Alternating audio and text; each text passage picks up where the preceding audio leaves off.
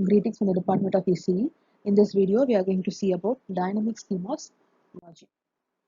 So we have various dynamic logic circuits. Uh, so basic dynamic logic design style we'll see in this video, and then we'll see about various other dynamic circuit design, domino, NORA, DCDS. So all these are clock-based or synchronous circuit design logic styles. And before moving into basic dynamic logic design style, we must understand why should we prefer dynamic logic more than static logic. So static logic, compared to static logic, you will have less area, more speed, and less power. When you see each and every design style, dynamic design style, you will understand that. In short, less area means the number of transistors used will be reduced when compared to static CMOS, and the speed, you have capacitance coming into picture in case of dynamic logic, because every dynamic circuit is dependent upon, or is actually running based upon the temporarily stored values. Okay, and this capacitance charging and discharging decides the speed. Okay, so in such a way you can design the capacitance to make sure that your speed is high, that is charging and discharging time is more faster. Okay, and you have less power also, because in case of static CMOS, static power consumption is one of the major drawback. That is, you have path from supply to ground. Even when your input is not evaluated, that is, if you even if you don't, I mean, even if after you have forced your inputs, you will have a time period where power will be wasted from through the path from VDD to ground. That will not happen over here. This is the block diagram in which you're going to design your dynamic CMOS. You have two transistors, MP pre-charge transistor, ME evaluation transistor, both of which are fed by a clock, and you have a pull-down network. Your logic will be designed via this pull-down network, and in your output, I'll be having a load capacitance. Okay, so this load capacitance, it's a combination of every other capacitance of your MOSFET and the wiring capacitance. Everything is included over here. So the logic function you can implement in pull-down network or NMOS network. Okay, and the construction or the way in which you design is same as static CMOS. That is, if you want A dot B, go for NMOS in series and PMOS in parallel. If you want A plus B, go for NMOS in parallel and PMOS in series. And the number of transistors required, MP, ME. So these two transistors are default. Apart from that, depending upon the number of inputs, my number of transistors also will be required. So if n inputs are there, if 3 inputs, 3 transistors. So n input means n transistors. So n plus these two transistors, so n plus 2. So it is very less, that is, it is less compared to your static CMOS, and it is a non-ratioed one, so you need not maintain the sizing ratio between pull-up and pull-down network, and you need not maintain a proper ratio of W by L, but you have an option over here, that is for improvisation of your circuit performance. If you want good performance, go for changing the size of this MP to improve my transition time. Okay. So the size of this transistor can be made larger, WL ratio. With respect to this, you can make this more larger than this NMOS used in the pull-down network. For what purpose? To improve the transition time. Which transition? You have two transitions, 0 to 1 and 1 to 0. So 0 to 1 transition time, if you want to improve, I can increase the size of this transistor. Okay. You will understand why it is required later. And here I don't have any power from moving a power going from VDD to ground, so static power consumption is missing. And why faster switching speed? So generally dynamic logic style will have faster working, that is speed will be there as seen in the last slide. So based on this capacitance and all the if you only this capacitance is the reason. If you use a reduced load, okay, reduced load capacitance, then your switching time and that is the charging and discharging time will be minimum. So charging and discharging time, if it is minimum, switching on and switching off, that is transition from one state to other state, will be faster. Okay, so this transition time, once it gets faster, automatically the speed, overall speed is determined as high. So we will be seeing the working of this dynamic CMOS logic. You have two phases, pre-charge and evaluation. In pre-charge phase, your MP will get pre-charged to higher voltage, that is VDD. Okay, so when clock is equal to 0, obviously when 0 is given to PMOS, PMOS turns on. So here I have VDD. So my VDD will move through this transistor and it will charge this capacitance. So if it is 5 volt, the 5 volt will be charged in CL. So this is an on condition. If my clock is 0, the same clock is given here. So what will happen? This clock makes the NMOS off. Okay, so this will be in off condition. Okay, so now you can understand there is no path from VDD to ground.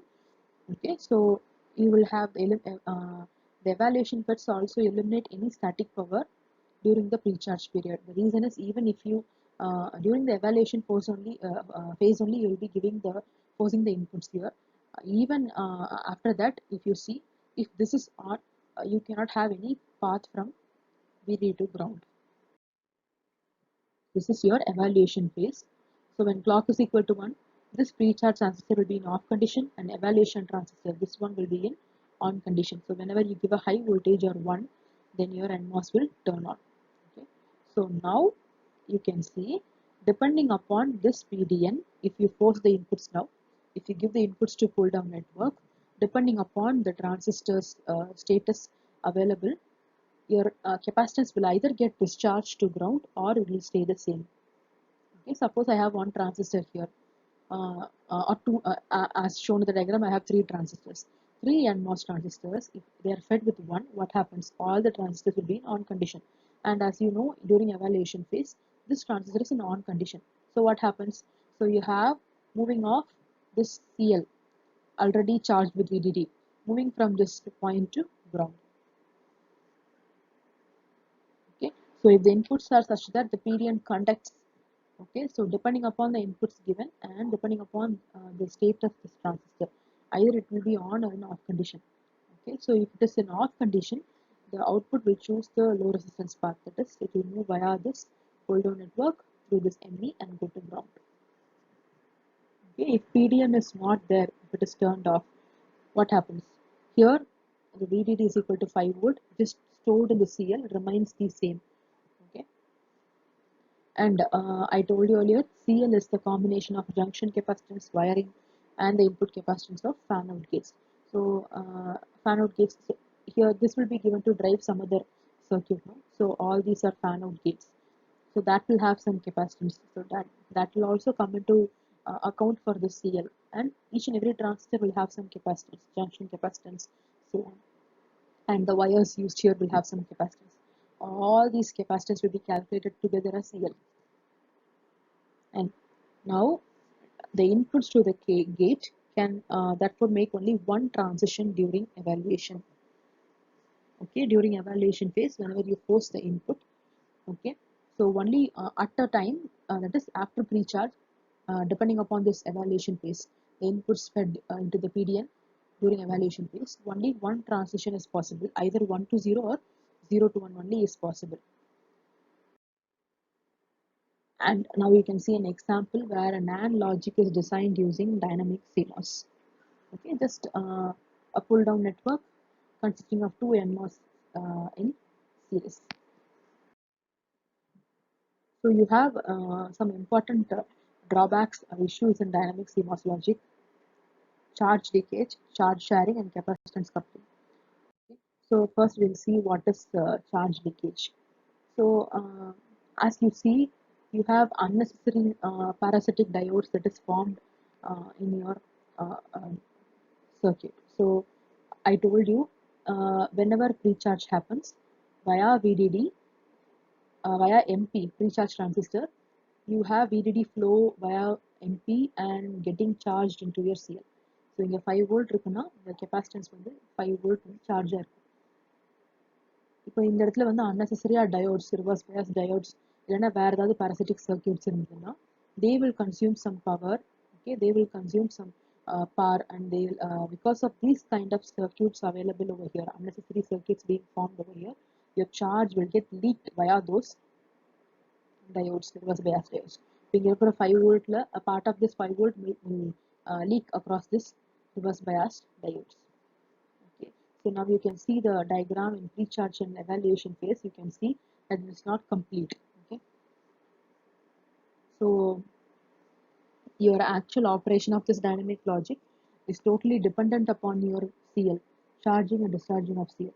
If 5 volt is not uh, exactly stored in CL, when you have uh, pull down network activated during evaluation phase, proper output will not move towards the next stage. So suppose I have an inverter over here. Okay, so here my input has to be 5 volt. Okay, for example, if my input has to be 5 volt, if this 5 volt is getting reduced to 3 volt because of this parasitics, what happens? My following fan out will not turn on. Okay, so this is the one of the main drawback, that is charge leakage. And next is your charge sharing. Okay, so this is more interesting. You can see when your clock is 0, your pre-charge transistor will allow the VDD to get charged into the CL. So இது வந்து 0 கொடுத்தோம்னா இது ஆன்ல இருக்கும். இது அந்த transistor வழியா VDD will move towards CL and it will get charged. So now CL is equal to, that is 5 volt will be stored inside CL. Now I am going into evaluation phase. Evaluation phase la clock வந்து 1. அப்போ this transistor will be in off condition. Whereas, so now you consider evaluation phase, this will be in off condition, so this is in on condition. Okay, and evaluation phase I have to give the inputs, I have to feed the inputs. So now if I feed the inputs, let me say I have A is equal to 1, that is 0 to 1 transition, and B is equal to 0. My NMOS will turn on for a 1, my NMOS will remain off for a 0. Okay, but my ME transistor is in on condition. So now what will happen? You have a low resistance path. Okay, so this will try to come till this point. Okay, so till this point it will try to come. The 5 volt available in this load capacitance will move from this output node. It will come to MA because this is a closed switch node. You have one. Okay, so it will come here. It will try to move from this point to via B transistor, but it cannot move because this is in off condition. Okay, so now what will happen? Now suppose you have 5 volt over here. Let me say 2 volt has come across this and it is getting stored in CA. Now charge is being shared between CL and CA. Okay, your entire 5 volt cannot move and reach to CA. The capacitance will be minimum. Okay, compared to this capacitance is a combined capacitance of all wiring, junction, and so on. Okay, so this transistor will have some diffusion capacitance, that is CA. இந்த transistor MA அப்படிங்கிற டிரான்சிஸ்டருக்கு ஒரு கொஞ்சம் junction capacitance, அதோட டெஃபிஷியன் கெப்பாசிட்டன்ஸ்லாம் இருக்கும். So அதுதான் CA. Okay, அப்போ இந்த இந்த கெப்பாசிட்டன்ஸ் எவ்வளோ வோல்டேஜ் எடுக்க முடியுமோ அதை எடுத்துரும். Okay, so this is called as charge sharing. The charge is shared between the capacitances. So whenever this kind of status occurs, where you have one NMOS is on and one NMOS is off, இதே இந்த இடத்துல 0 இந்த இடத்துல 1 இந்த problem வராது. Okay, the reason is you don't have low resistance path from output node. But when there is a path from output node to the next node, then there will be charge sharing. Okay, again, if this charge is getting reduced, what happens? Proper output will not be obtained for the next evaluation phase. Point number 1. Point number 2, this will not be able to drive the next gate. Okay, next drawback is backgate coupling or capacitive coupling. So here you now you can see this diagram. This is my dynamic logic design, and imagine it is cascaded with a static logic. So this is a static logic. Okay, so now let me assume that this is the input. First it is 0. Okay, 0 first and then 1. Okay. So this is my normal dynamic logic style. So pre-charge transistor, evaluation transistor, and the inputs during the evaluation phase has to be 0 and 0 for M1 and M2. So now let's come with the flow. First, pre-charge phase. So pre-charge phase la clock வந்து 0, PMOS on la இருக்கும். So your VDD will be charged across this CL1. Okay. And after pre-charge phase, evaluation phase. Evaluation phase la clock வந்து 1. So இந்த இடத்துல உங்களுக்கு input speed பண்ணுவீங்க. And your clock 1 makes ME transistor on. So இது on la இருக்கும் evaluation phase la. இது வந்து off la இருக்கும். Now my inputs are applied. A is equal to 0, B is equal to 0. So what is my output now? Output will have no change. Already available VDD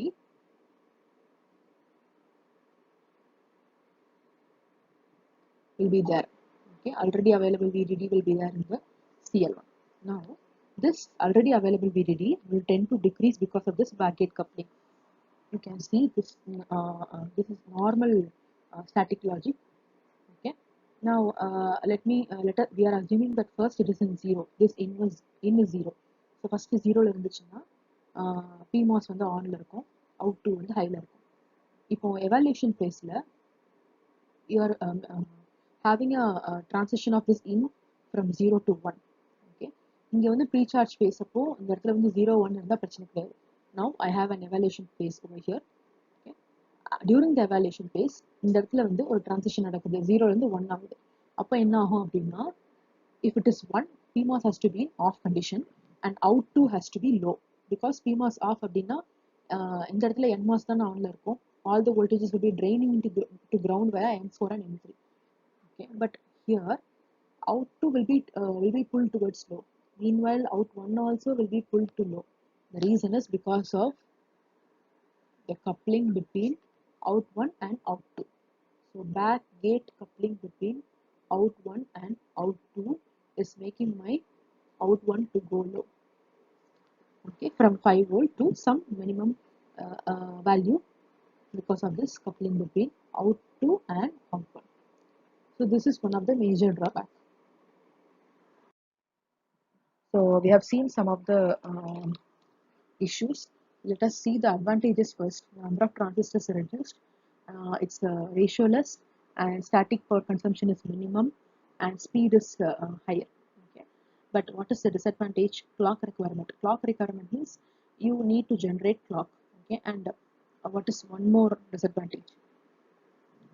You have some excess power consumption. In which case? During the recharge, because you have to you are forcing input during every evaluation phase. So எப்போவுமே வந்து Freecharge evaluation இப்படி தான் graph போயிட்டே இருக்கும். So நீங்கள் வந்து first ஒரு input வந்து ஃபோர்ஸ் பண்ணுறதுக்கு முன்னாடி ப்ரீசார்ஜ் பண்ணணும். அப்போ ஒவ்வொரு தடவை ப்ரீசார்ஜ் பண்ணிவிட்டு அதுக்கப்புறம் எவாலுவேட் பண்ணுறீங்க, ப்ரீசார்ஜ் பண்ணுறீங்க, மறுபடியும் எவாலுவேட் பண்ணுறீங்க. So every time you Freecharge there is some power consumption happening. Okay, so the disadvantage is because during evaluation phase only one transition can happen. Okay, so this is one of the drawback. And as you've seen in the video, that is the logic drawbacks, that is charge sharing, charge leakage, okay, capacitive coupling. So இதெல்லாம் normal disadvantage or drawback, and we have some other methods to overcome this also.